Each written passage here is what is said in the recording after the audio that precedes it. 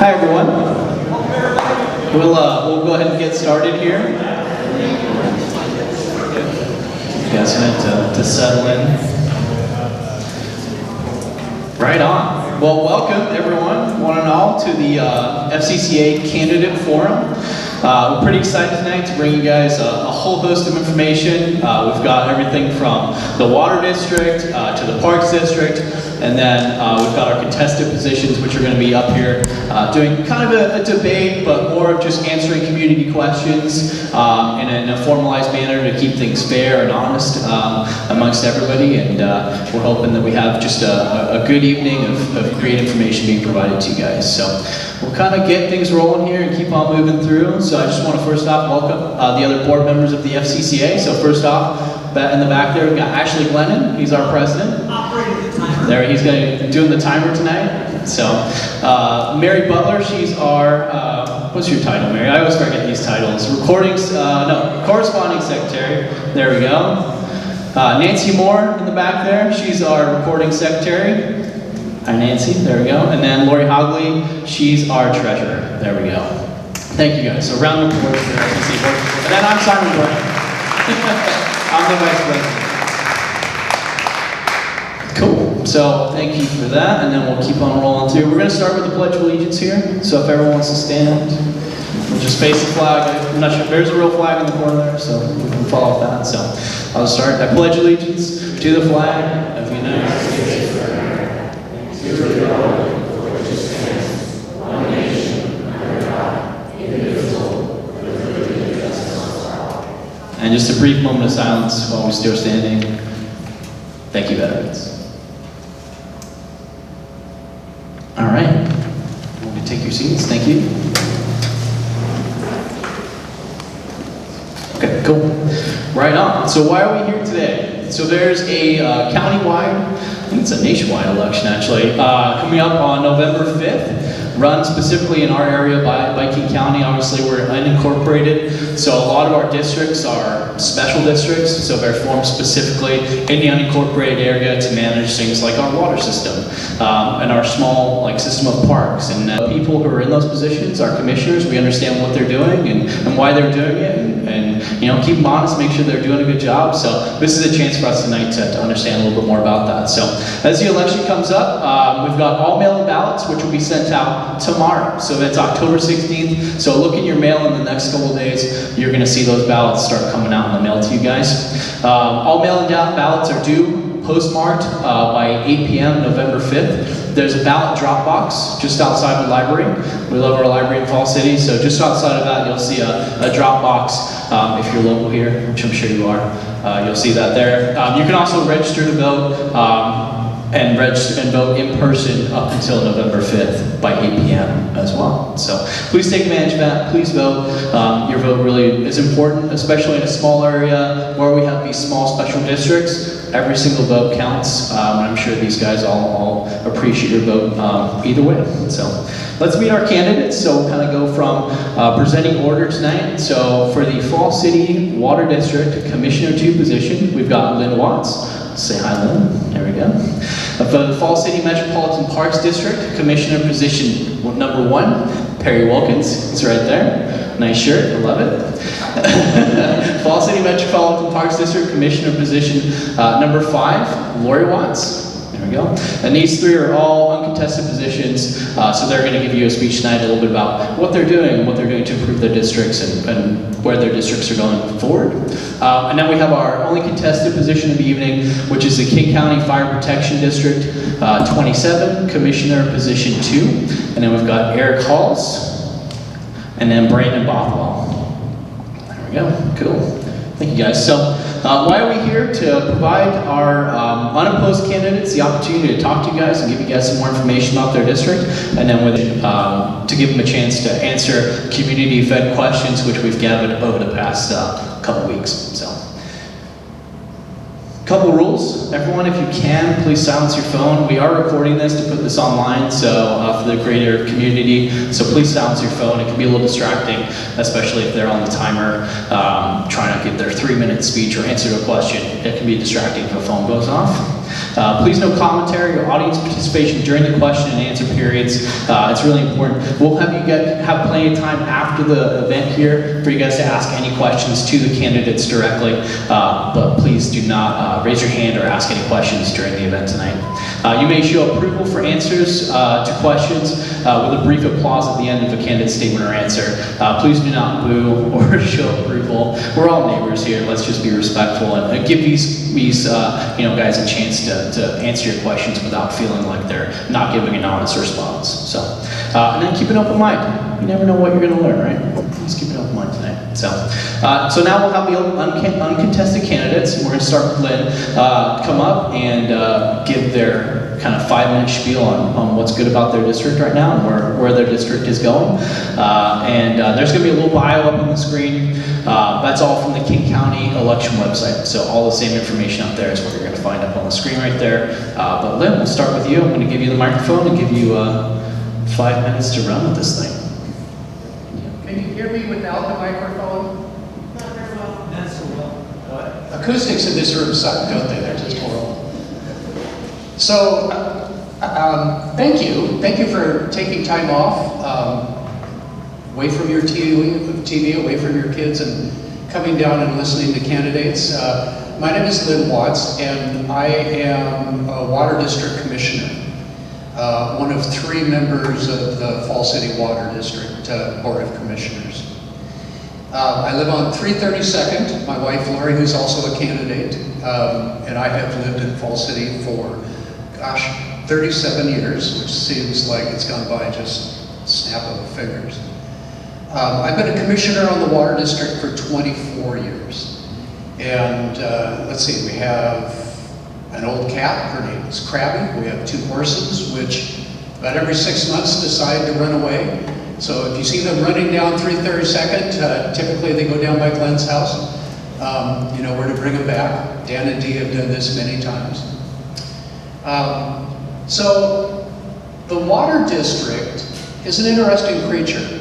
It's a special purpose district, and what that means is that it only exists for one reason, and that is to provide water within its boundaries, meeting the standards set by the federal government, the state, and by King County. There are, as I said, 3 commissioners. Terry Divers, who's sitting in the back, is the Water District Manager and has been for many years. And we have 2 people who are our field crew. Real friendly guys, you've probably met them. So the Water District extends, sort of from Tanya Mason's Pony Farm, down the valley to the Lake Alice Road from, let's see, Snoqualmie Falls down to Glen, just past your place, to your horse farm. And within that area, we have 8 wells. We've got, 7 wells, and we've got 9 water tanks. We're continuously growing slow, but still growing. We have 1,090 customers, meaning hookups.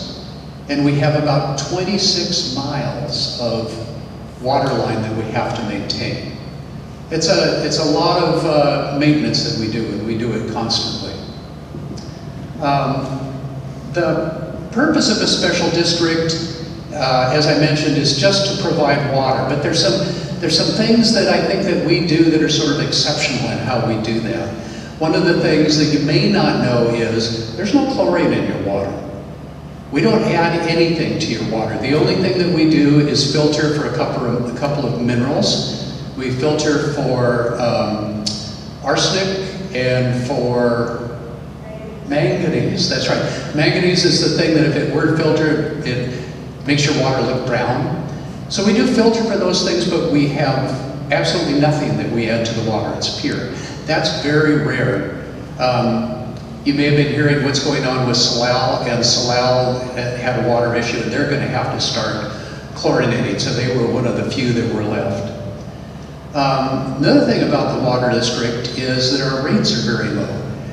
We're, if not the lowest, we are among the lowest within our region. And one of the reasons is that we just don't have a lot of overhead.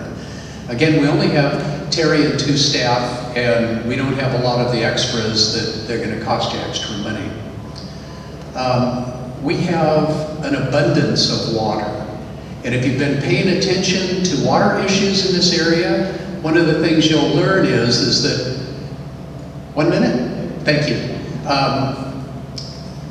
Water shortages are becoming a real thing. North Bend has a water shortage.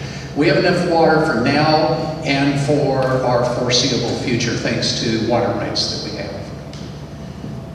So another thing is that we're very fiscally austere. We've done a great job, I think, since Terry came on board and Norm Jacobson came on board, in taking a water district that had very little money and being very austere and saving so that we had a bank account.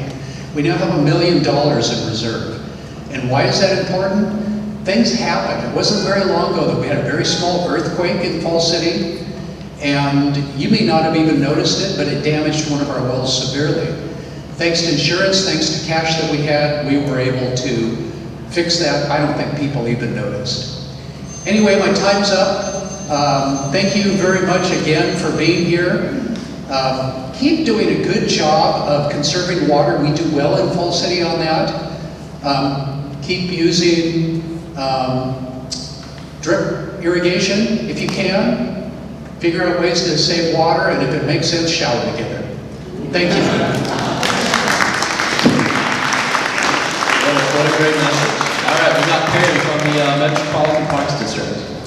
I apologize. I was told I should have worn long pants, but I only wear long pants for work once in a while when my mom tells me I have to. So I'm the kind of person who will either sit up here and look at you quietly, or I'll ramble on for an hour and a half, so I had to write down what I wanted to say. I'm Perry Wilkins. I'm running for Falls District Parks District Commissioner. I moved out here 22 years ago out of pure luck. Every year I've been here, I've appreciated and loved this town a little more. I couldn't be happier to be able to raise my children here and live here. I love and appreciate this town so much that I brought my mom here 14 years ago, and I'm pretty sure she feels the same way that I do. This place is really unique. We're unincorporated King County. We have no government. The only elected officials we have are the Fire District, the Water District, and the Parks District. We don't need Bellevue or Seattle to tell us what to do. We get along just fine out here by ourselves. A little help from King County once in a while is nice. The only real issue I have with Falls City is that because we are not a real city, we've always been a little neglected by King County. And Bellevue and Seattle look at us as one of their playgrounds. For the life we have and the freedoms we have, it's a small price to pay. 10 years ago, there were some things about King County's neglect that did bother me, so I helped start the Parks District. I think the Parks District's been very productive, and I'm glad that I've been involved from its inception. The 5 of us volunteer but elected commissioners work very hard at our job. Until you're in a position like this, you really don't understand it takes a lot of time and a lot of work. Nothing happens quickly. We commissioners spend a lot of our time trying to make Falls City a better place to live. All the commissioners have projects going on, and I have to say that by having an elected group of people out here, the commissioners, we definitely have gotten a lot more attention from King County, attention that we wouldn't have gotten before. And I thank King County for that. They definitely have kept us a lot more informed about the things that they're doing out here. Now, we do have a small voice in some of these things that go on around here, which is nice. We wouldn't have had without being elected commissioners to the Parks District. I think Falls City Parks District is a good thing, and there's a few steps that we need to take and some growth we need to do to fully reach our potential. The things we do and are going to do will be done by the people of Falls City, with a little help from King County, not Bellevue, not Seattle, and they'll improve the lives of Falls City. When we started this Parks District, we also started a nonprofit, the Friends of Falls City Parks District. This nonprofit has been working diligently with the Parks District for the last 10 years to add parks and open space to Falls City. And our hard work is finally paying off. January 1st, we take control of the property behind the roadhouse, where the Guardwell piece of property is, that all the trailers are stored. After 7 long years, the property was donated to the Friends of Falls City Parks District about a year and a half ago, but the Guardwell facility has just found a place to move to, so they'll be out the first of the year. With a lot of hard work from the Friends of Falls City, the Parks District, and the people of Falls City, I hope that what we're going to call it is Bernard Memorial Park will be open to use for the people of Falls City sometime in early spring. Currently, the outer edges are being maintained by the Friends of Falls City, so please go out there and explore that piece of property. You can walk underneath the bridge and right onto the edges all the way down to the raging river. So please go out and enjoy it. Once the Gardwell piece of property is gone, we're going to have to meet with King County, figure out what we can do with it, and then we're going to make it into a park, and hopefully it'll be open in the very near future. All of it will be open in the near future. I love this little town that we live in, and I only want the best for it. The people of Falls City have supported me and the other commissioners of the Parks District and the things that we're trying to do to improve Falls City, and I hope they'll continue to support us. I have some big ideas and some big plans to try to improve the Parks District and open space in Falls City for the people of Falls City. I know we're not Duval, and I hope that we'll never become Duval. Outsiders call us that place near where the bridge crosses Snoqualmie. Some people call us Falls Shitty. Some people call us the gateway to Carnation, and I truly don't care. I don't mind any of these. We're a little spot on the map, a little place next to the river, but we are our home. This is where we raise our children. This is where we live. And that's the way, it's that way because of us. My purpose as a Parks Commissioner is to improve our lives through little things like parks and open space, and I don't want us to become a real city with a Safeway. I like us just the way we are with our wells, thank you, and our septic, and no stoplights. And so I'm asking you to vote for me one more time, Perry Wilkins. And I love hearing from you all, so if you have any questions, please reach out to me anytime. Thank you very much.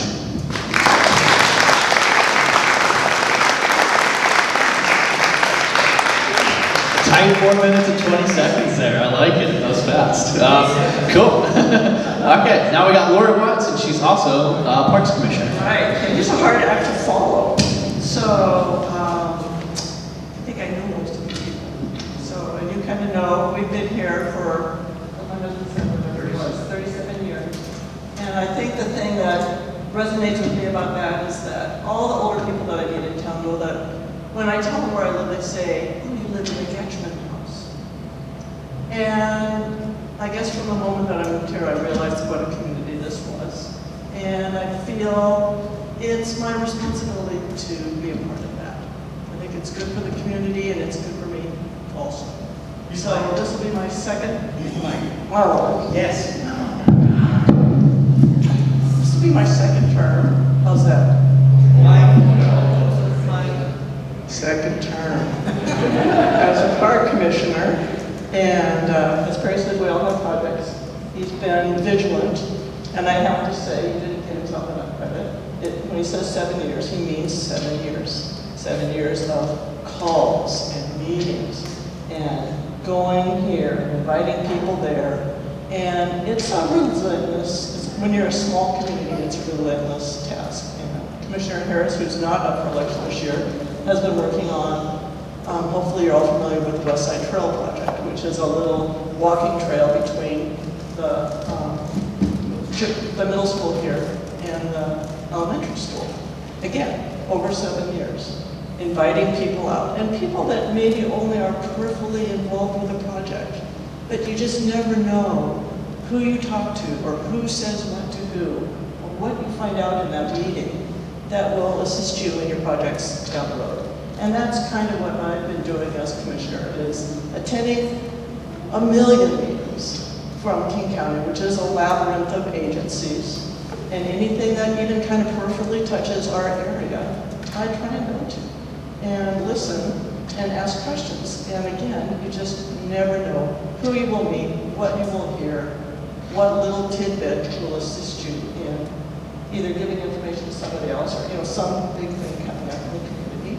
So I've also been working with the Flow Task Force with Simon, which again is a labyrinth, and you're all familiar with that, so I won't go there. But I guess what I would say, kind of in closing, is that I was at a meeting a couple of weeks ago that a regional director of Fish and Wildlife had called, and it was up at the Puget Sound Energy Power Plant. And he also brought all the people from Olympia, from Fish and Wildlife, and all the statewide regional directors from Fish and Wildlife to these meetings. And they came down to the boat launch, where the floating and the whole issue that's been bothering the community. And they're all standing around and we're talking about it, and one of the guys from Olympia says, I don't think we really even want to be involved in this anymore.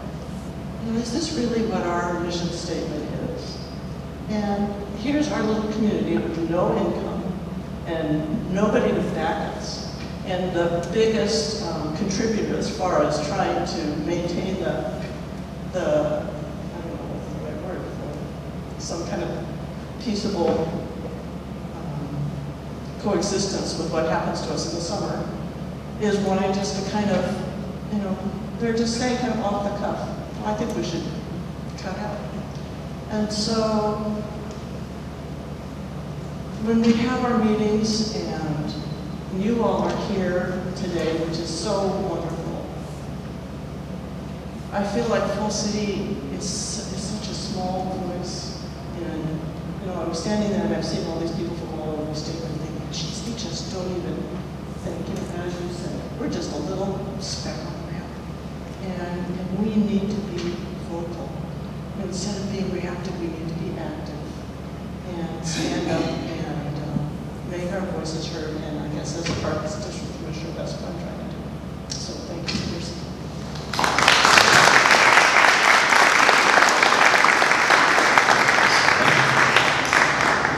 Yeah, and just a testament, like, as somebody who, started a business in Fall City, you work with your commissioners, if you have questions about, park stuff, water stuff, across all the districts, they're here to support you, and they're a really great resource too. I mean, I can't tell you how many meetings I go to with the county and different agencies, and there's always one of these guys there to help give Fall City a voice. So let's just give a round of applause for our water district, our parks district. Thank you guys for all you do. And you're welcome, you guys are welcome to sit back down and get the rest of this thing kicked off here. Okay, so let's talk a little bit about the fire district now. So that's what the rest of this evening is going to be focused around is the fire district. So we had a vote, if everyone remembers. We did our first debate at Fire Protection District number 10. Both fire districts currently provide fire protection and emergency medical services within their boundaries and have a history of working cooperatively. The commissioners of both fire districts have determined that the merger of the two organizations into a single fire department is the best interest of the district's residents. If the majority of the registered voters of District 27 vote for the merger, then the merger will be effective on a date to be determined by concurrent resolutions of the board's commissioners, but prior to August 1st, 2019. If the merger is approved, District number 27 will be dissolved and the boundaries of King County Fire Protection District number 10 will expand to include all areas currently in District 27.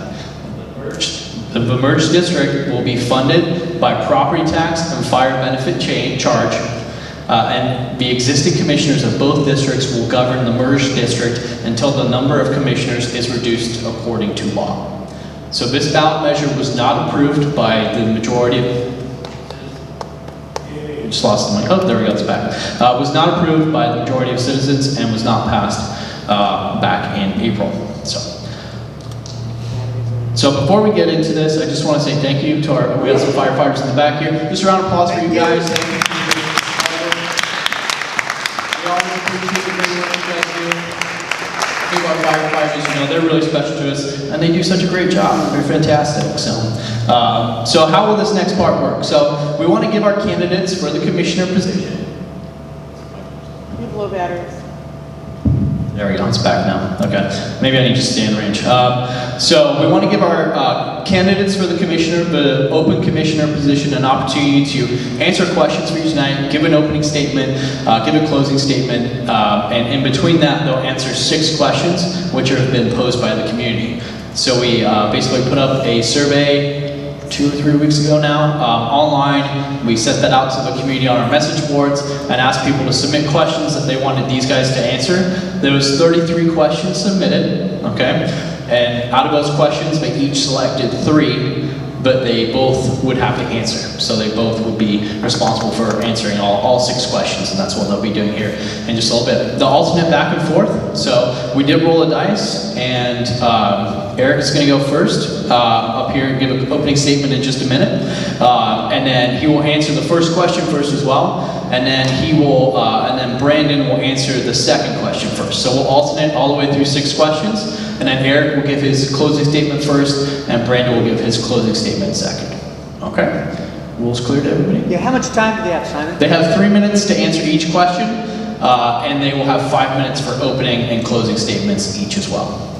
And we'll keep them tight to that schedule too. Cool, so let's see if that's the agenda. You're clear, closing statements, there we go. Sweet, so let's do opening statements. So, Mr. Hollis, you're up. Thank you. Good evening. Thanks for coming out tonight.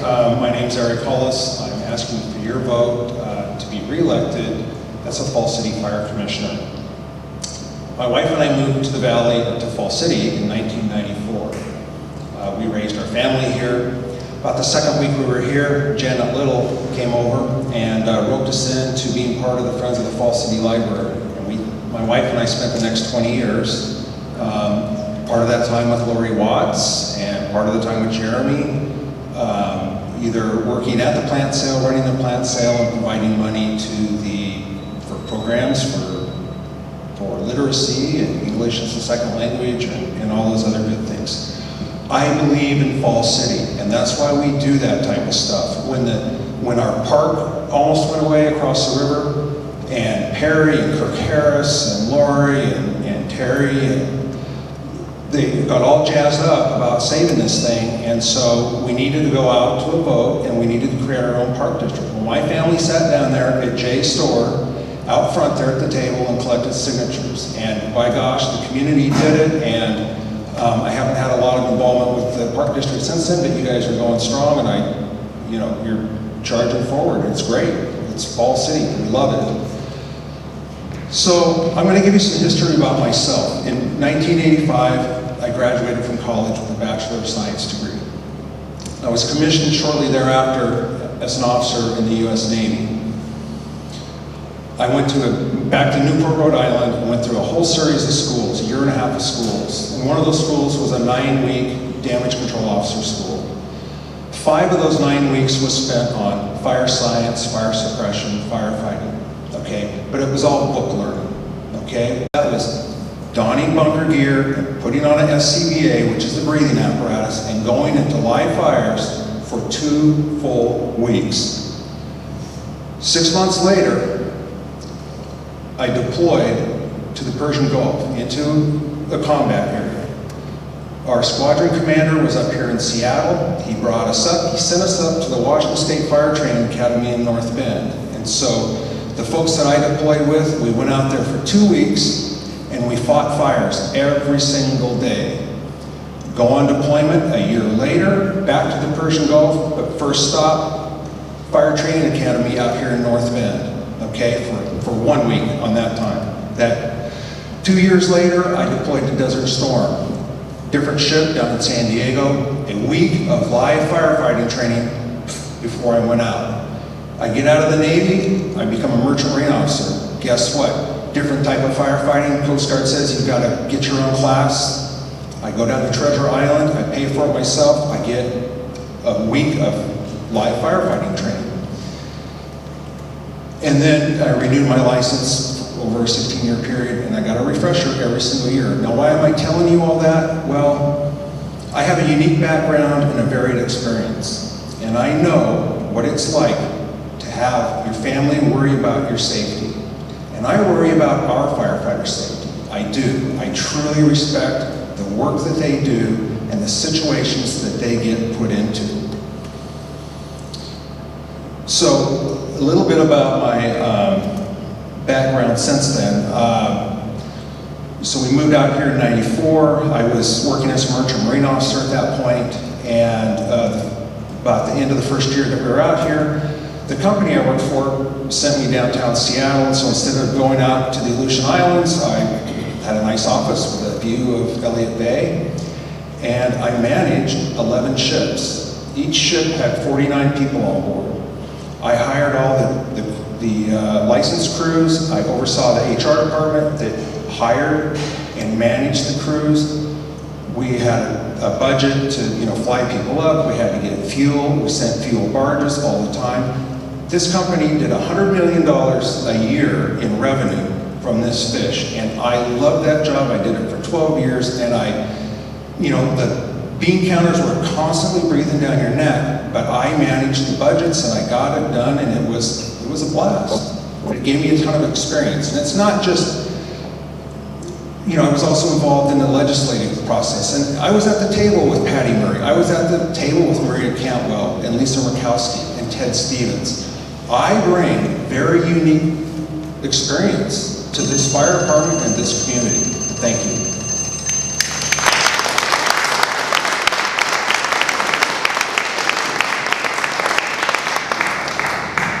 Good evening, my name is Brandon Bothwell, and I'll start off by telling you a little bit about myself. We moved up here in January 2014 out to Fall City. My wife of 17 years and my 2 kids are somewhere out there, I don't hear them screaming. A bit about my background, I joined a small volunteer fire department much like Fall City, and that's where I got my start, and that's where I got my love for the fire service and realized that this is a wonderful career to be able to help people. I then went to Lower Columbia College in Longview, double majored, earning associate's degrees in both business and fire science, then transferred to Washington State University, majoring in business and finance with a minor in human resource management. I paid for college by fighting wildland fires in the summer. I spent a couple years at the U.S. Forest Service fighting fires all over western Washington. I supervised a fire crew in eastern Oregon fighting smaller fires near Pendleton and up into the Blues Mountains until I hung up my wildland boots and moved up here to the Seattle area. I was hired by Bellevue Fire in the end of 2002. We made a couple moves before finally settling out here in Fall City and putting our roots down. We love the schools and are actively involved. My wife's a PTSA co-vice president and is in charge of fundraising, which means I'm partly in charge of fundraising too. I attended and graduated the King County Fire Officer Development Academy in 2009. I attended the University of Washington Dr. Michael Kopis Paramedic Training Program at Harborview in 2015, and I've been practicing as a paramedic with Bellevue Fire Department and saving people out in this area since then. I've stayed very involved with emergency medicine and teach both EMTs and paramedics ongoing training. I've even come out here and taught in Fall City to both the paid members and volunteers when they got Narcan and tried to fight the opium epidemic out here, and also taught some advanced major bleeding control. I play bagpipes for the King County Firefighters Pipes and Drums, and I'm also the treasurer of the band.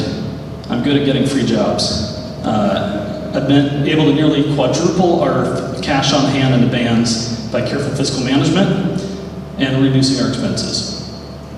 I had the honor to play at the graveside service for former Fire Chief Pearson, a former Fall City Fire Chief.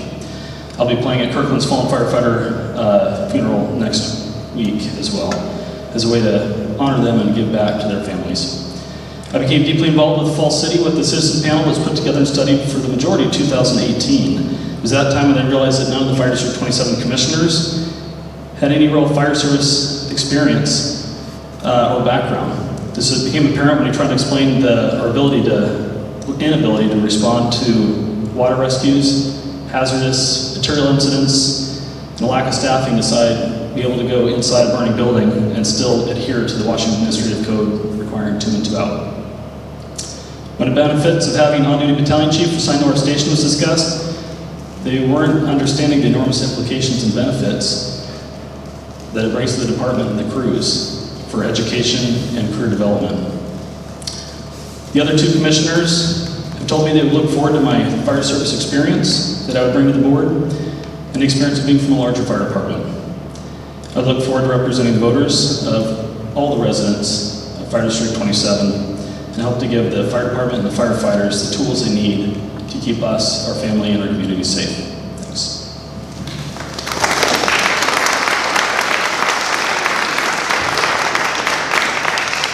Okay, so that was the opening statements here. So now Mr. Hollis is going to come up and answer question 1. I'm just going to read question 1, and I'll read all the questions as we go through, just so everyone who can understand what the questions are. So, to both gentlemen, where do you stand on the original merger vote? That's what we talked about before. And where are your and what are your views now?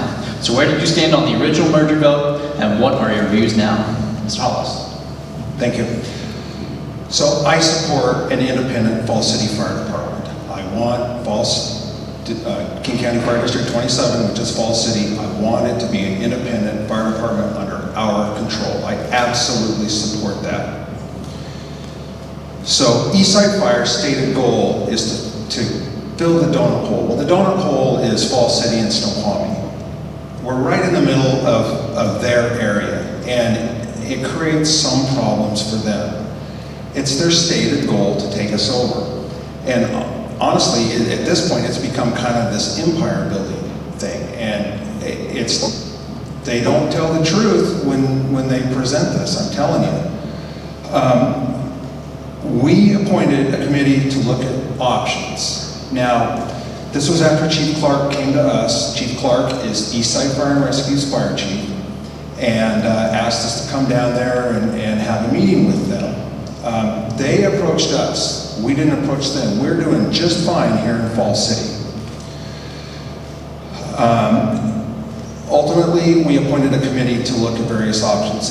And just a point of note, at the first two meetings, both meetings, I addressed the other board members and Chief Clark and the District 10 board members, and indicated some of the problems that I saw and reasons that I thought that we would have a groundswell support to keep our fire department here. And there's a whole bunch of reasons for that.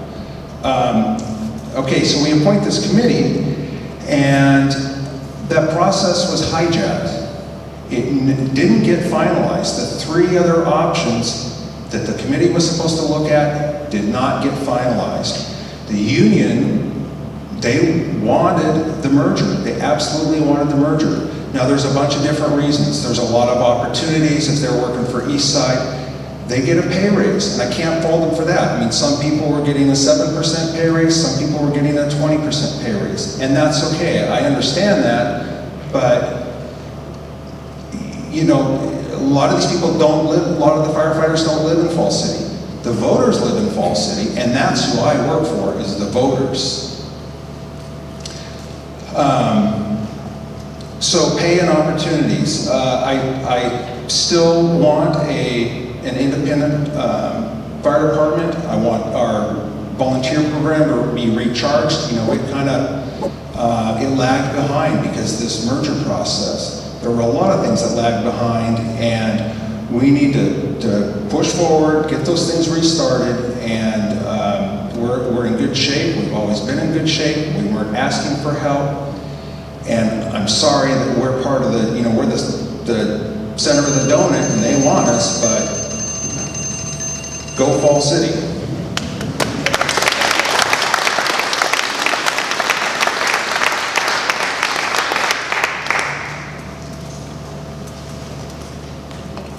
So I was selected as part of that evaluation committee to look at the options put forth from the department. I entered into that committee with an open mind and encouraged us to look at all the possible options, not just joint operations with Eastside, but also Snoqualmie and anyone else who was a potential partner to work with. We spent hours and weeks researching the benefits and detriments to all the options. There were some challenges and shortcomings with all of them. We tried to see how all those options would play out with Falls City and fill the gaps that we had here in our department. The panel took our findings to the Fire Commissioner Board, presented them with the information, allowing them to choose which option was best. And they decided that a potential merger with District 10 would stabilize funding, improve staffing, improve our training, which is severely lacking, and provide long-term stability for the department. And we turned out an opportunity for the voters to speak, and they did. And the voters did not want it. But the thing is, we still have the same challenges to overcome. As fire commissioner, it'd not be my prerogative to push my agenda. I'm not going to try and push a merger. But to listen to the community and help solve the problems that lie here. I'd help give our firefighters the tools needed to be successful and steer our fire district towards new leadership as Chief Connor prepares to retire after his many years of service. Again, I would not push for a merger vote. If the community wants that, then they're going to have to bring it up as a community. But to think we can operate our fire department in isolationism is foolish. We constantly rely on our neighbors for help with major incidents, and we flat out cannot fight a structure fire without outside help. We don't have the staffing. When we go to these incidents with our neighbors, we need to make sure that we don't run into problems, and that means practicing and training with our neighbors and working collaboratively. By working with them, we can help save our department money. For example, when we're looking to spec out a new fire engine, we can go to our neighbors right around us who have similar equipment and see if we can spec out similar apparatus and go in and buy apparatus as a bulk. You get a lot better discount when you buy 5 fire engines instead of just buying 1. I would encourage us all to try and put the merger behind us, move forward, break down the walls, and work together as a community. We still have a fire department to run. Most importantly, we still have a community to be a part of and work together. Thanks.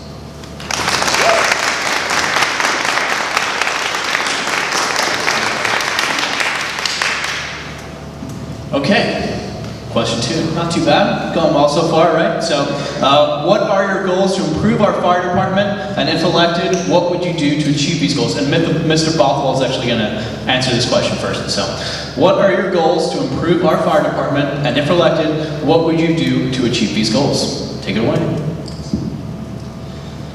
Right now we're operating on antiquated policies and procedures, many of which are from the 1990s and haven't been updated since then. Without regularly updating them, our fire department is open up to liability. The fire service has changed a lot in the last 3 decades, and our policies and procedures should change to reflect with it. My opponent is not in fire service and being outside the industry, he's not aware of the issues that are current. He's not having discussions with the firefighters, so he's completely unaware of pressing issues in the fire service today. For example, last year more firefighters died from suicide than fighting structure fires. Firefighter mental wellness is a major issue, one of the leading topics of discussion in the industry, but it's not been brought up at any commissioners meeting. There's no support for the firefighters to get through challenging calls that they have to deal with when performing their jobs. We need to support them, not just by giving them the tools to respond to emergencies and do their job, but give them the tools to stay healthy and take care of themselves when the emergency is over. We need to set up a standard procedure so when firefighters respond to challenging calls, they don't just go home, but they have a formal debriefing session at the station and develop a peer support team to help encourage each other. We've been talking for a long time about getting a second set of bunker gear, which all of our neighbors have had for quite a while. I've had my set for over 10 years. The truth be told, last month they fought a structure fire, and with no set of second gear, they're forced to wear the same cancer-contaminated clothing for the remainder of the shift because they have nothing else to switch into. I hope to improve the relations between the fire commissioners and the firefighters, build a collaborative effort with the firefighters to help find solutions to the problems faced by the department. And there's a simple reason why the firefighters have supported and endorsed me for the position. It's because I have experience, empathy, and I listen to them. The first thing you need to do when you help someone is to listen. It's one of the first things I learned in medicine, is to start by asking a few simple questions and then start listening. The same needs to be done here. We need to listen to firefighters, find out what they need, what ideas they have. We also need to listen better to the community around us. People are giving input, but we're not getting any feedback. I'll take the time to talk with you, hear you out, make sure your voice is heard, and you are represented by your fire department. Thanks.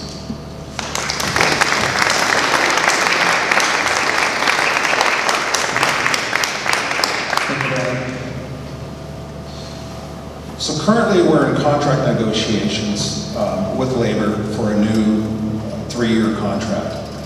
I'm the board's negotiator on that team. Since 2004, I've been selected for every single negotiation to be on that team. But we're pushing forward. Every negotiation before, we've come to an agreement. At the end of the day, we haven't gone to arbitration. We haven't had to go through mediation like our neighboring departments, including Eastside Fire. We're also talking about some changes that will likely come to fruition, and hopefully we can give additional opportunities to our firefighters through that process. There's a training consortium that several of our neighbors have joined up with. This training consortium kind of manage our training for us, and we need improvement in that area. So for 2020, it looks like we'll be able to use part of that program, and in 2021, we should be fully on board with that training program. We have a great department. Much of our current staff is fairly senior. Very soon, we're going to have opportunities for junior people to move up because we're going to have retirements, we're going to have people moving on. Many of our firefighters are at the 15 to 20 year point, some over that. Our captain has, I think, almost 30 years. Our fire chief likely will retire sometime soon. So there are opportunities. Earlier this year, we approved and I voted for new equipment, the new bunker gear, SCBAs, which are the breathing apparatus. Those things, they have a life cycle, and at the end of 2021, that life cycle is up, and so we're planning now and moving forward with making purchases, or preparing to make purchases and get approval for that to get the new equipment. Because of the merger vote, a lot of these equipment purchases were put on hold because our equipment may have been slightly different than Eastside Fire's, and if we were going to be joining up with them, the money wasn't spent, because why buy equipment that matches ours if you're going to join a larger fire department? And so maintenance was put on hold. Well, we're cleaning that up. The fire station's got a fresh paint job just over the last couple of weeks, and moving forward. I support hiring a 12th firefighter. There are some options with staffing and maybe creating opportunities for a training officer that will give more opportunities. Thank you.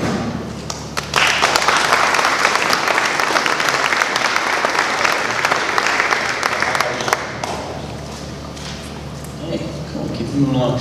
These next couple questions have some stats on them. I would just like to preface, we as the FCCA, we just took these questions directly from the survey. We didn't fact check these stats, so they are just from the questions online. So just take them for what they are as written. So the fire district's annual budget is $2.3 million with $1.7 million in reserves and 13 employees. As a fire commissioner, you will be responsible for decisions on budget, major expenditures, and personnel. What qualifications and experience do you have that will bring value to these decisions? Mr. Hollis. Thank you.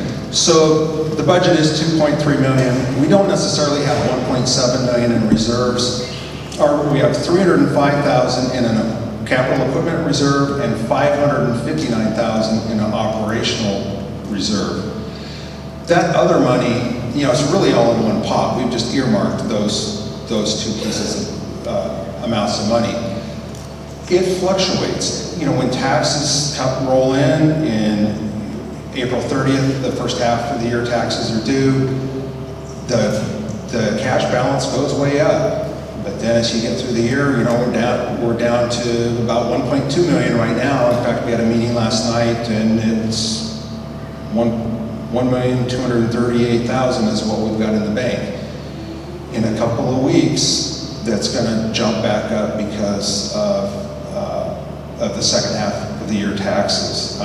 So there's not really 1.7 million in reserves. Certainly if we had merged, they would have received $1.7 million that they could put in their bank and use for whatever. So I've been the board chair for the fire district on a couple different occasions. I've had the experience of being a negotiator every contract since 2004. I am a life member of the Washington State Fire Commissioners Association. Okay, and the Fire Commissioners Association has an annual seminar, a couple of days of training, and there are these SNOR seminars. Brian Snor is our attorney and works primarily with fire departments.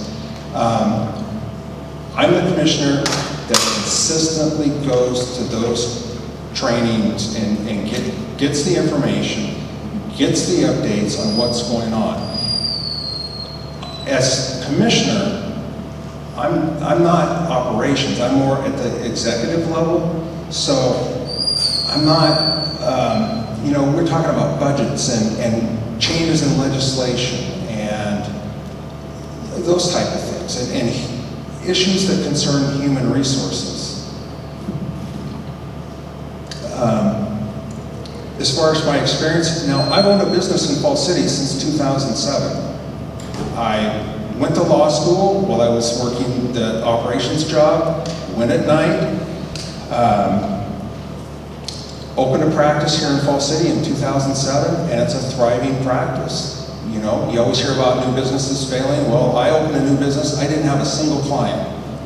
I'm doing great. I'm on my 12th year, and I'm gonna keep at it. Time's up. Thank you.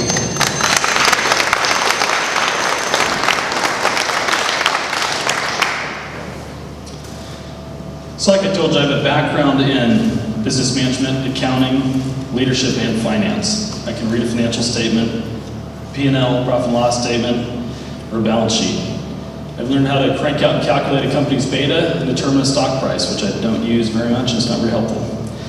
I study human resource management, so I can understand the implications of attracting, retaining, and motivating the employees, the firefighters, which are the backbone of the fire department.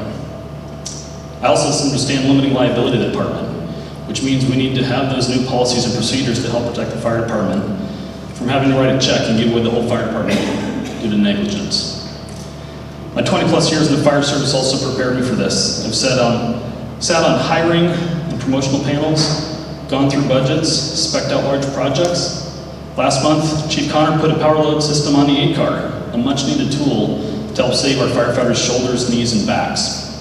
I wrote a proposal for these same things 6 years ago to the tune of $550,000 for all of our transport units in Bellevue. Went by a number of chiefs, and every time they saw it, they said the same thing, that it was the most complete, most thorough, most documented budget proposal they've ever seen. And it needed to be for good reason, because I'm asking for over $500,000, so it should be well thought out. If you read through the budget, people continue to throw the numbers out, like above here, that are misleading. We don't have 2.3 million, we don't have 1.7. Last night's commissioner meeting, we had $373,000 to get through the next month until the next influx of cash. The other money is designated into separate reserve accounts, $559,000 in operational reserves, and that money has not gone up for a long time. Talking to the commissioners, as long as potentially 10 years, that money's remained stagnant. So as operational costs are increasing, that reserve amount is staying flat. The $305,000 that are also in that is a reserve account to replace future apparatus, which is also underfunded. We don't have enough to fully replace our 8 cars or to write that check for cash when the next fire engines need to be purchased. Our budget's really not that complex. When you look at line items, we do need experience to know which line items can be trimmed and where money can be saved. We don't need to just have our hand out and ask the public for more money. Those SCBAs that they're looking to purchase, we're purchasing about twice as many as we actually need. We don't need to put a fully stocked fire engine as a backup when we're struggling to staff our frontline fire engine. We need someone who has experience to be able to look at the budget and be able to know where we can trim and has communication with the firefighters so we can work together how to trim our budget and keep our department strong and independent. Thanks.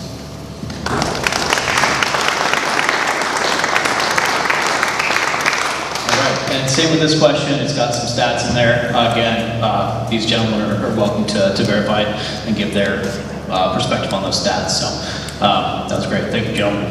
So from June 1st, 2018 to May 31st, 2019, the Falls City Fire Department was dispatched out of Falls City Fire District's response area and into Eastside Fire and Rescue's area of responsibility to assist Eastside Fire and Rescue 220 times. During the same period, Eastside Fire and Rescue was dispatched to Falls City Fire District in response area to assist Falls City Fire District 64 times. Data was received through public records requests from Falls City Fire District. Clearly, Eastside Fire and Rescue received significant benefits from the mutual aid agreement, which provides Eastside Fire and Rescue with 344% more aid than it gives to Falls City. What is your proposal to compensate Falls City taxpayers for augmenting Eastside Fire and Rescue's response system with our equipment and personnel and provide a system with equality or equity? So this is another one of those questions that looks simple and straightforward if you just look at the number. 220 versus 64. Seems pretty easy. But as we respond out of our district much more, we're getting far more than what we can give. When it comes to 64 times that we help our neighbors, we can supply them, we can't give back what they can give us. For example, one of the major crashes a few months ago on 202 had 4 fire engines and a battalion chief and a rescue truck from an outside agency. When we respond, we can bring 1 fire engine or a water tender. We can't staff both, and that's all we can offer. The structure fire we had in September, up in Lake Alice, we had far more fire apparatus from outside agencies than within. If you showed up to that fire and looked around, you'd have a hard time locating where the Falls City Fire Engine was, because it was buried around outside help. As someone who's been in industry for over 20 years, I can tell you simply that to compare 220 versus 64 is not comparing equal responses. This would be like Bellevue telling Seattle that we're going to charge you because we came across the bridge to help you more times than you helped us. Seattle Fire is big. I think they're around 40 stations. They can handle most of their own emergencies without us. But when we need help from them, we really need help. And they can send us 5 engines and a few ladder trucks and chiefs and an incredible amount of resources and expertise, heavy technical rescue. So the way mutual aid works is it's not 1 for 1, it's 5 for 1, because when we need help, we need 5. So we're getting a fair deal. To simply go that we've responded outside of our area a few more times than they came in is not fair. Thanks.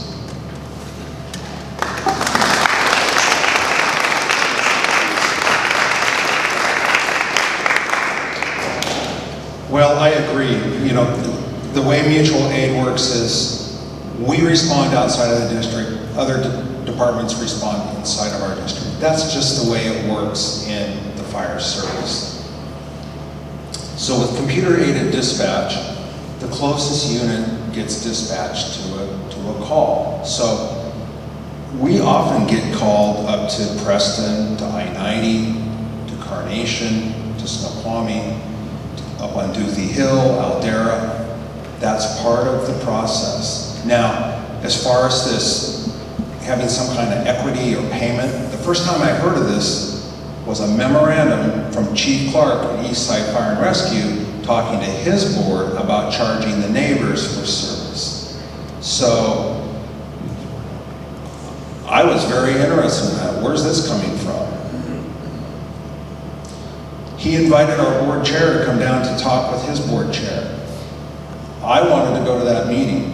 It needs to be an open public meeting. There needs to be transparency. There's no deals cut behind the scene. Why do you need to do that? You just don't. So, Eastside Fire uses other departments to supplement in areas where they're weak. You know, they have a hard time responding at Aldera or on Duthie Hill Road there. You know, they partially closed Station 83, which is up at Pine Lake. Folks at Pine Lake weren't happy at all. Anyway, we get set up there quite a bit. And so maybe this equity or some kind of payment thing it's a good idea. They're the ones that brought it up. We need mutual aid. Most of the time we actually have 4 people on staff to respond, but you still need your neighbors. You need to help your neighbors, and that's the way the fire system works. And I'm all about transparency, okay? I listen to the people that come in, and Ms. Lee, is that, okay, and you came in a couple of weeks ago, and I was acting as as running the meeting because our board chair was out of town and not at the meeting. And out of order, you came in late, and what did I do? I let you speak and address the commissioners. I'm all about input from the public and transparency. So I am looking forward to talking about having talks with Eastside or the other partners about maybe being compensated for, or at least analyzing this response kind of disparity that we see here. But again, we need it, we provide it to our neighbors also, and that's the way the fire system works. Thank you.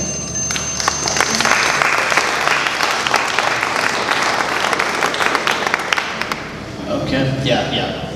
Okay, so question number 5, we're rocking through this, right? So this is good. Hopefully the information's really helpful so far. So, Mr. Hollis, can you elaborate on and explain your connections and involvement with the Save Falls City campaign? Based on your engagement with them, what are your ultimate goals for the fire department? How do you intend to support the firefighters' needs as commissioner moving forward? Mr. Bothwell, how do you think your experience working for Bellevue Fire will allow you to better serve this community? Thank you. So, well, number one, my outlook for the fire department is a standalone Falls City Fire Department. I absolutely support that. So I'm not sure who this group is. I'm guessing it's who they're referring to is a group of people that have started showing up at our fire commission meetings, and they were kind of maybe spearheading the no vote. I didn't have any kind of direct connection with them, but it sure was nice when people started showing up, because it was getting pretty lonely there. There was about 9 months where I was getting beat up at every meeting because I was the only one saying, hey, wait a minute, we're going too fast. We need to dig into this. We need to really figure out what's going on. And I'm a lawyer. I went to law school. And what they teach you at law school, they don't teach you how to pass the bar exam, but they teach you how to be a critical reader. They teach you how to dig into things, to be the devil's advocate, and to say, hey, wait a minute, there's more to this. Let's really find out what's going on here. And I stuck to my guns. I wanted that process to get finished. And from day one, I had said, the vote should be in 2020. If we're going to do a merger vote. And the reason I wanted the merger vote in 2020 was so that we could vet out these other processes and that the voters understood you're either voting for a merger, or you're voting for a lid lift, or you're voting for the renewal of a maintenance and operation levy. Having the merger vote by itself, I think, created confusion. And then we're going to have to go back and ask for an M&O levy. We knew that. That's why, from day one in the committee, that's what they talked about. Absolutely, that's what they talked about. Many times I've talked with Patrick Ledoux before or after commissioner meetings. I've gotten input from him as to what the unions, what their concerns are, what they want. I take that into consideration. I take public comment into consideration, and that's our job as commissioners, to listen to the voters, to listen to the stakeholders. I think because the other candidate is a member of the Firefighters Union, there's a bit of a conflict of interest. The brotherhood of firefighters, that's a problem.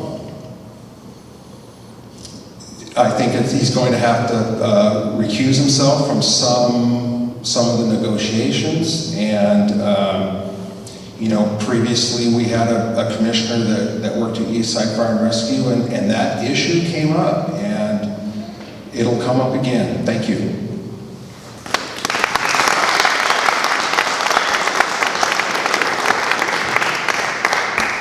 So as a commissioner, it's not my job to be the fire chief. It's Chief Connor's job. But what I do have is perspective and experience for many of the needs that are faced by our department.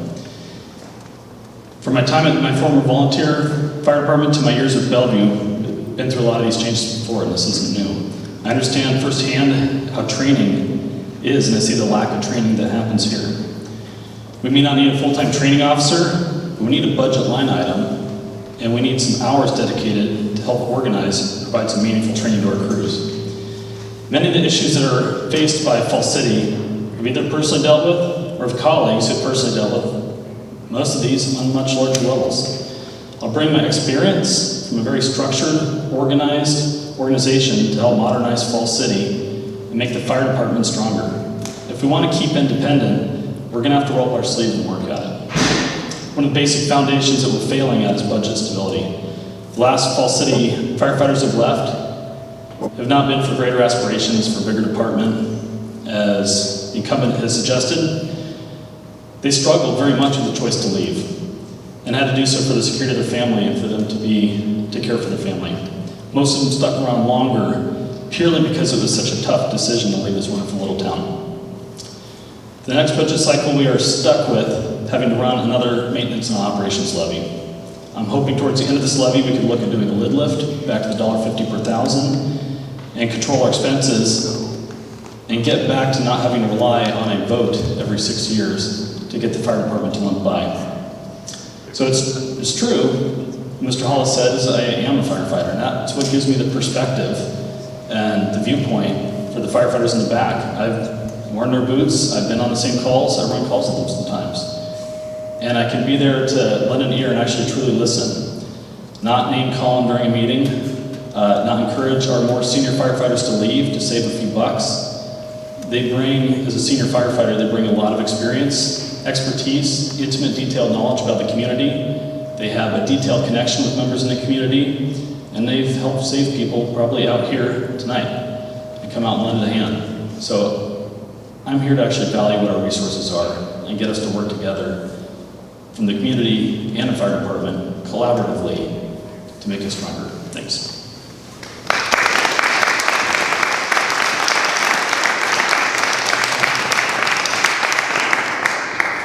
Okay, question number 6. This is our last question, and then we'll go into some closing statements here. So, Mrs. Bothwell will kick this one off as well. So, it's been rumored that the present Falls City Fire Department Chief, Chief Connors, would like to retire in the near term. If that becomes the case, in your view, what are some of the most important qualifications that the new fire chief would need to run the Falls City Fire Department? Can you explain what your idea is for hiring a new chief? I think the most important person to weigh in on this is not me, but it would be Chief Connor.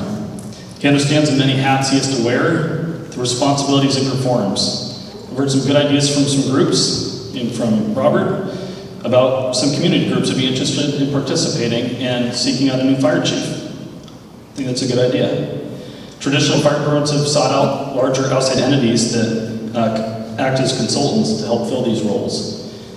Typically, they'll put on a large nationwide, semi-nationwide search to try and find the right applicants. It's a challenge when we need someone with business leadership and management and fire service knowledge. We need someone who's available to respond when second calls come out in our service area. We need a fire chief who can be an incident commander on a structure fire, motor vehicle crash, or complex rescue. We need a chief who understands finance and how to prepare a budget.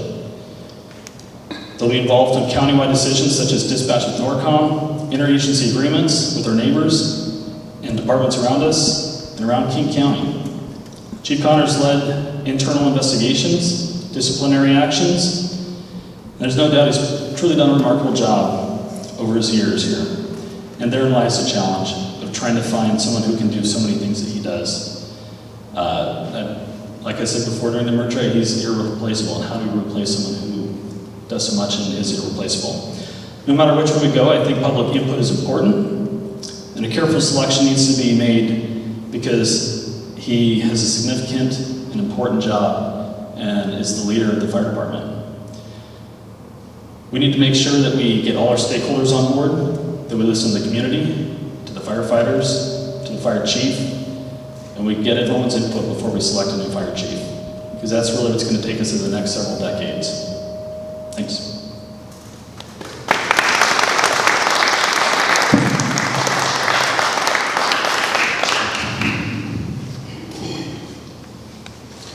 Okay, so what are we looking for in a fire chief? Well, we've got Chief Connor, and when I think of Chief Connor, the thing that comes to my mind is integrity. He has a lot of integrity. Our audits, thanks to Melinda Wall, our secretary, and Chief Connor, our audits are squeaky clean. Eastside Fire's audits are horrible. Now, Chief Clark's got good attributes. He's like a football coach. He rallies these guys and they follow him. He gets them jazzed up, and our firefighters love him. His audits, not so good, quite honestly. In fact, they've gone out and hired private auditors to appease the state to get down the road. But I like Chief Clark the way he rallies the troops, and so we've got Chief Connor, we've got Chief Clark. And we've got a couple of other chiefs, Chief Carrera up in Snoqualmie. Now, Snoqualmie is pretty amazing. There are 30,000 fire agencies in the world.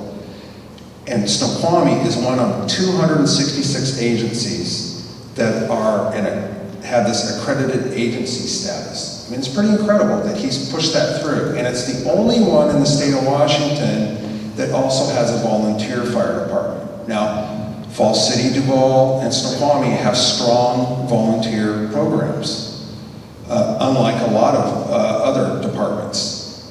So I think Chief Burke, Chief Carrera, Chief Burke is from Duval, Chief Connor, Chief Carrera should have some input on this process.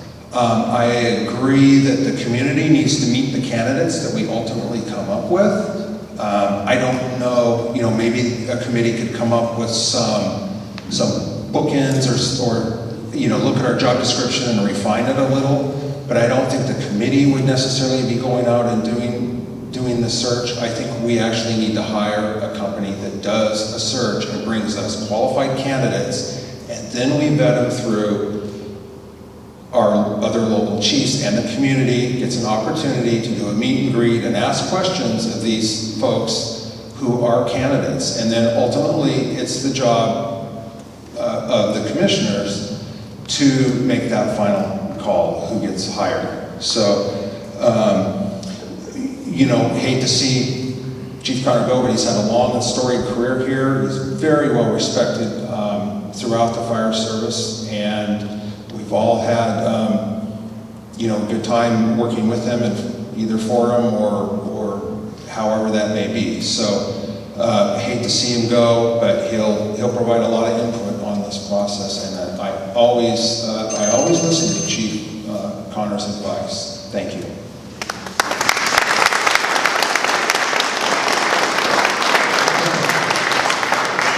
You guys have been doing such a great job staying on time tonight. This has been awesome. So we're going to do closing statements now. For the closing statements, I'm actually going to back these slides up just so. Back up. There we go. So their face is back up there. There's also contact information up there as well. So if you have any questions and you want to reach out to them later, feel free. We'll do closing statements, and then we'll do some questions after that as far as coming up. You can ask some individual questions. So, Mr. Hollis. Thank you. So, number one, I support an independent Falls City Fire Department. If we had done this merger, Issaquah and Sammamish, that comprises 50% of the EFR board, they would be making decisions of what happens here in Falls City. We can make our own decisions. We have the ability, we've done it for 75 years. During my tenure as a fire commissioner, when I started, we had 6 firefighters. We hired a 7th, an 8th, a 9th, a 10th, an 11th, and a soon-to-be 12th. We are fiscally sound. This is a great department. We don't need, other people stepping in here. And I've had the experience, and I believe I've done a great job. Me and the other commissioners, the chief, the whole department, of making this a fiscally sound fire department.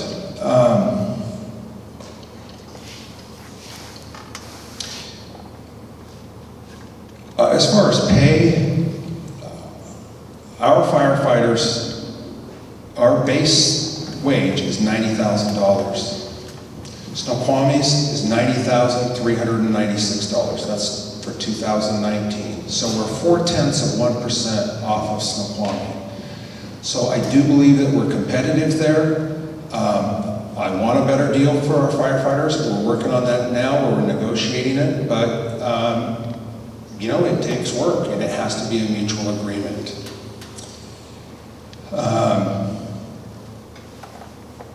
I respect our firefighters. I'm not necessarily buddies with them. I don't go on vacation with them. You will not see Facebook posts with me and the union president or firefighters on vacation. I'm not part of Facebook. I don't do social media. Maybe old school. I stayed out of that, it sounded like it was a horrible quagmire during the merger vote. But anyway, I look forward to continuing to serve you. Bottom line, standalone fire department. We're doing great. We're going to continue to do great. And whether it's an M&O levy, a lid lift, or some other mechanism. And one last thing I want to talk about is the fire benefit charge that we would have been under if we had done the merger. So I got a little card in the mail last week for my taxes. My home went up 12%. But under the scenario with the Tim Eyman legislation or the vote that passed, my taxes will only go up as far as supporting the fire department 1%, okay, for 2020. Because that's all we can bump it up is 1% a year.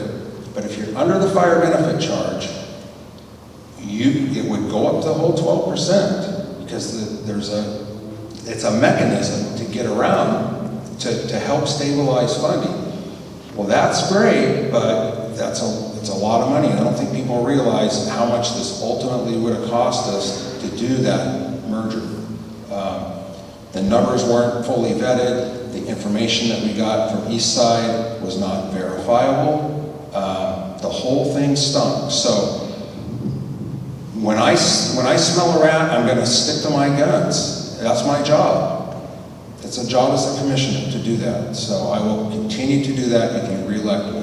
I appreciate your time. Thanks for coming out tonight.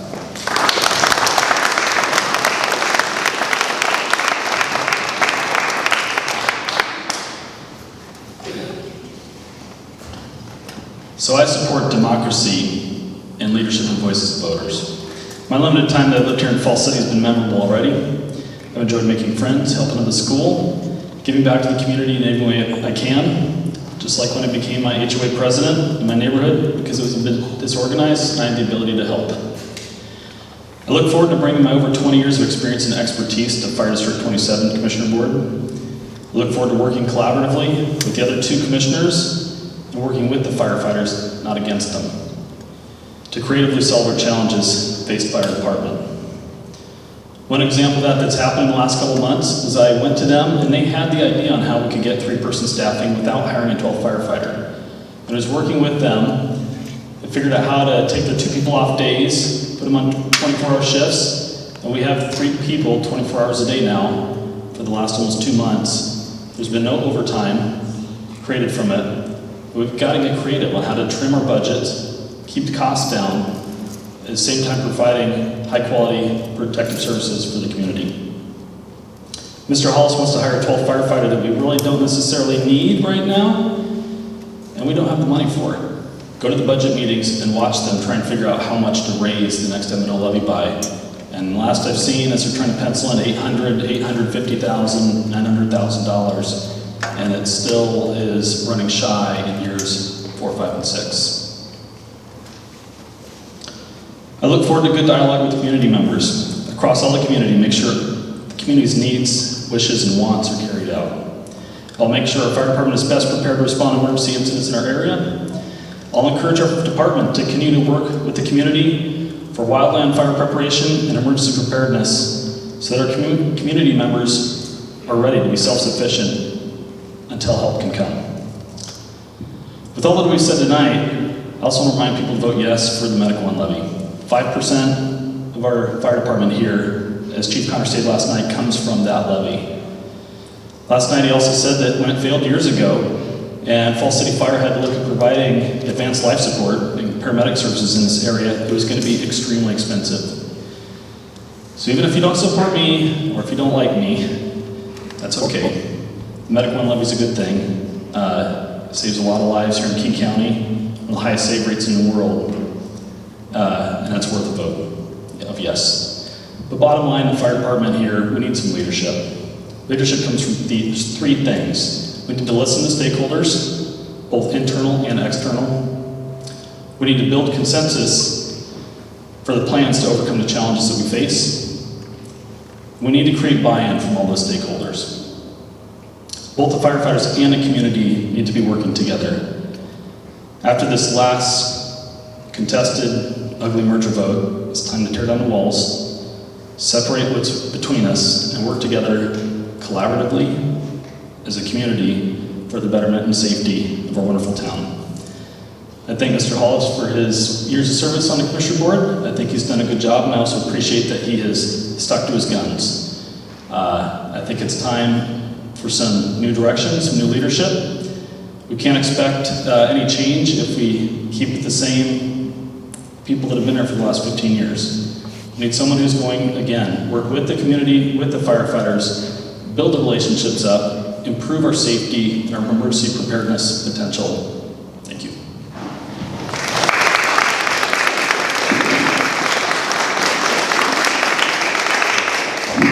Awesome. Well, I just want to do a final round of applause for both these candidates. It's not easy to get up here and talk about your position with the other person sitting right next to you. So just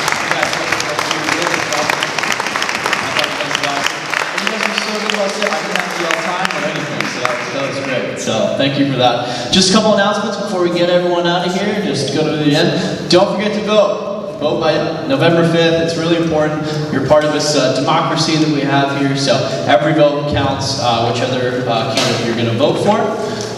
We've got our next FCC meeting on November 5th. So maybe we'll give you a reminder that day. Attendance might be a little lower because of that, but that's okay. Get out there and vote. It's more important. December 3rd is the next one we have after that. And then we've got a Department of Local Services Town Hall coming up. That's going to be in Carnation at Tolt Middle School, I believe. Tolt Middle School. So that's on October 17th. So that's this Thursday from 6 to 9 p.m. That's going to be like with John Taylor. I believe Kathy Lambert will be there as well. So a good opportunity to ask any questions you have about what's going on in the community, specifically with the new Department of Local Services as well. So that's it's going to be kind of cool. So getting you guys out of here. It's almost 8:30, so we're right on time. These gentlemen will stick around for 10, 15 minutes to answer any individual questions you might have. But thank you for coming out tonight. We really appreciate it, and have a safe drive home. Thank you.